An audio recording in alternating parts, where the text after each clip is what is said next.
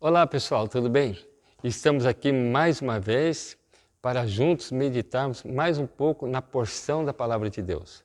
Continuando o nosso estudo de Mateus capítulo 5, hoje nós vamos falar sobre a questão até quando nós podemos agir com justiça baseado nas Escrituras Sagradas, baseado nos 10 mandamentos.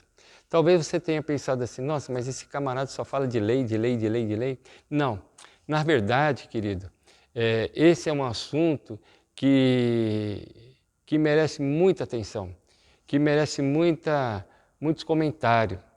Eu não poderia, em um único vídeo de 10 minutos no máximo, falar tudo o que a lei de Deus representa para o nosso bem-estar. Jesus reservou um capítulo, capítulo 5, capítulo 6, 7, 8 e 10 de Mateus, para falar sobre essa questão da lei. Então, a lei de Deus vai muito além daquilo que nós pensamos, daquilo que nós imaginamos ou daquilo que nós achamos. E os mandamentos, o capítulo 5 de Mateus, ela apresenta de uma maneira assim bem resumida, mas de uma maneira muito clara, o real significado de guardar os mandamentos de Deus. Eu quero falar para vocês que eu estou aqui na nossa igreja, atrás de mim aqui é o tanque batismal, é aqui que nós realizamos os batismos. O que é o batismo, para quem não sabe? O batismo significa a pessoa se entregar a Cristo. Jesus certa vez falou para Nicodemos, aquele que não nascer de novo não poderá entrar no reino dos céus. Aquele que não morrer para a velha vida e surgir, nascer para uma nova vida, não poderá entrar no reino dos céus. Então aqui nós realizamos um batismo, aqui nós sepultamos a pessoa, e ela ressuscita como uma nova criatura, e a partir daqui, a partir desse ponto aqui, a pessoa começa a viver uma vida diferente. Mas eu quero dizer para vocês, queridos, que antes de chegar aqui, a pessoa já tem que começar a aprender a ter uma experiência, a ter um relacionamento, a viver uma vida pessoal, uma devoção pessoal com Deus. Nós chamamos isso de crescimento espiritual. Após o seu batismo, após a morte e o novo nascimento, você agora dá continuidade ao seu crescimento.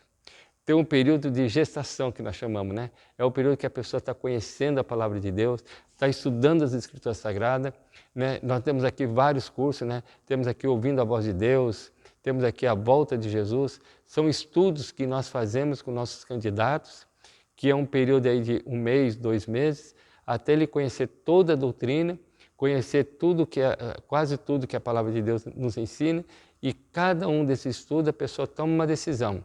E no final, a decisão maior é quando a pessoa entra aqui e se batiza, tá bom? E você está convidado um dia para aparecer aqui na nossa igreja ou numa igreja adventista mais próxima de onde você mora. Esse vídeo tem um longo alcance, eu não sei onde que ele vai chegar, mas eu tenho certeza que na cidade onde que você mora, você vai encontrar uma igreja adventista. E você é o nosso convidado para participar de uma dessas reuniões, ok? Querido, hoje eu quero meditar com vocês o capítulo 5 de Mateus, e o verso 20, que diz assim, olha, se a justiça de vocês não exceder em muito a dos escribas e fariseus, jamais entrarão no reino dos céus. Mateus 5, verso 20. Nessa Bíblia aqui, que é a Bíblia na linguagem de hoje, diz assim, olha, que é quase a mesma coisa, mas fala de uma maneira assim mais direta. Pois eu afirmo a vocês que só entrarão no reino dos céus se forem mais fiéis em fazer a vontade de Deus do que dos mestres da lei e os fariseus. Qual é a vontade de Deus? A vontade de Deus para com a raça humana, para com seus filhos, é justamente o ser humano viver bem com o seu próximo e com Deus. Ou seja, o que é a vontade de Deus? A vontade de Deus, irmãos, é nós respeitarmos o nosso próximo. Qual é a vontade de Deus? É nós vivemos bem com todos. Qual é a vontade de Deus? É nós sabermos até onde podemos chegar. Qual é a vontade de Deus? É sermos fiéis e obedientes à sua vontade. Quanto mais perto de Jesus eu estou, mais amor eu tenho para transmitir para o meu próximo e semelhante. Um detalhe importante é que, se você observar os mandamentos de Deus, mas se não tiver amor para com o seu próximo e semelhante, meu amigo, nada resolve. Não adianta você ter a carta de motorista, mas você ser um grande transgressor da lei de trânsito. Não adianta. Você pode fazer tudo certinho, mas fazer com outras intenções, com segundas intenções, e você vai ser prejudicado da mesma forma. O que significa, então, guardar a lei de Deus, ser obediente à lei de Deus, mas, ao mesmo tempo, respeitar o nosso próximo, o nosso semelhante.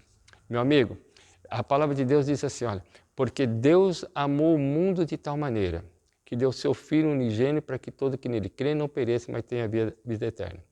Quando eu me entrego a minha vida para Jesus, quando eu passo a viver não mais eu, mas Cristo viver em mim, o amor de Jesus é refletido na vida das outras pessoas. Ou seja, tudo que Jesus deseja que eu realize na minha vida, eu vou realizar para alcançar outras pessoas. Eu não vou ser aquele crente, aquele cristão que exijo do meu próximo alguma coisa certa se eu não estou fazendo certo. Não adianta eu estar na igreja, falar que para a pessoa que não está na igreja, que não deve fazer isso, não deve fazer aquilo, mas eu sou maior de todos os transgressores da lei. Não adianta eu apresentar a lei para as pessoas e dizer que elas precisam guardar, mas eu mesmo não guardo a lei de Deus. Não adianta eu aqui no vídeo falar que a gente tem que amar o próximo, respeitar o nosso semelhante e depois eu desligo aqui a câmera e a minha vida é totalmente contrária do que eu estou pregando, do que eu estou falando.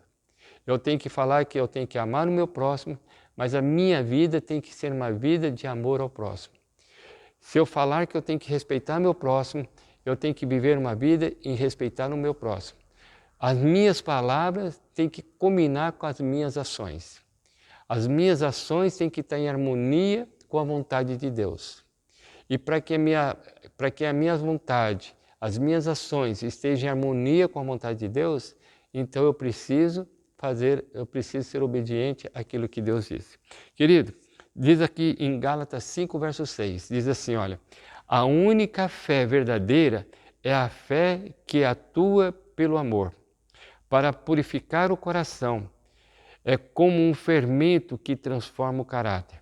Tudo isso deviam os judeus ter aprendido dos ensinos dos profetas, séculos antes.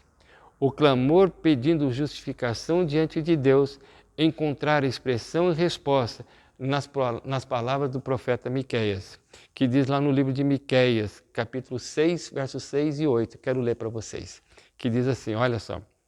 Com que me apresentarei ao Senhor e me inclinarei diante do Deus dos céus? Virei diante dele com holocaustos, com bezerro de humano? Será que o Senhor se agrada com milhares de carneiros, com 10.000 ribeiros de azeite? Darei o meu primogênito pela minha transgressão, o fruto do meu corpo pelo pecado da minha alma? Ele já mostrou a você o que é bom.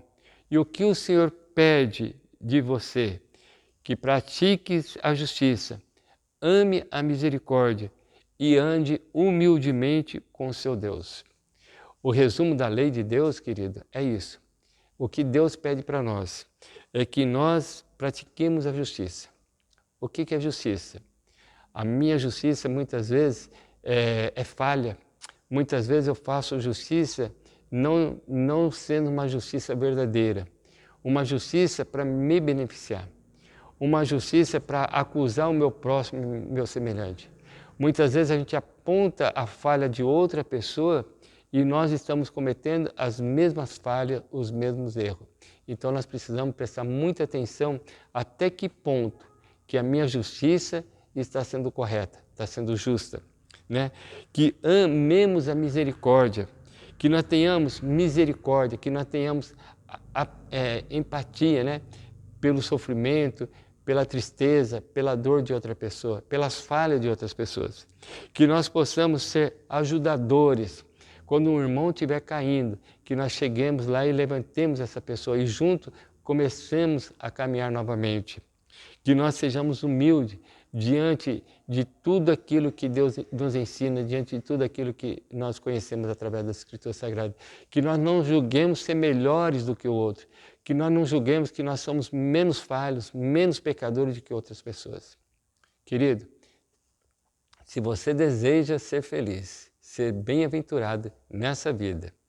Procure praticar a justiça, mas a justiça baseada no amor e na comunhão com o nosso Deus. Eu quero terminar com essas palavras que diz assim: embora a lei seja santa, irmãos, os judeus não podiam atingir a justiça por seus esforços para guardar a lei. Os discípulos de Cristo precisam alcançar a justiça de uma forma diferente daquela dos fariseus, se querem entrar no reino dos céus.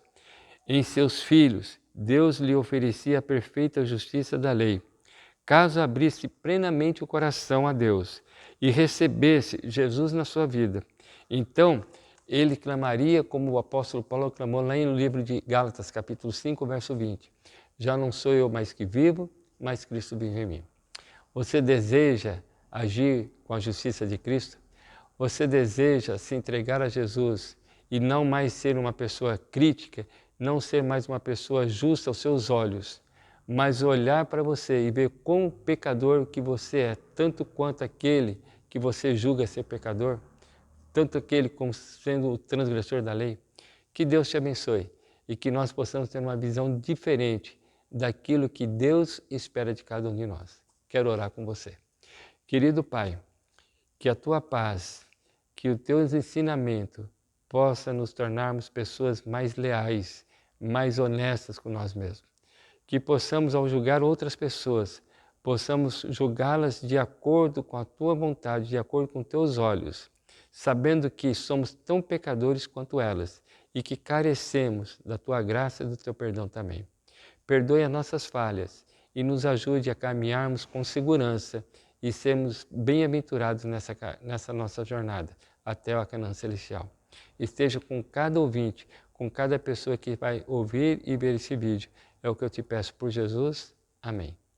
Que Deus te abençoe e que você continue tendo uma excelente vida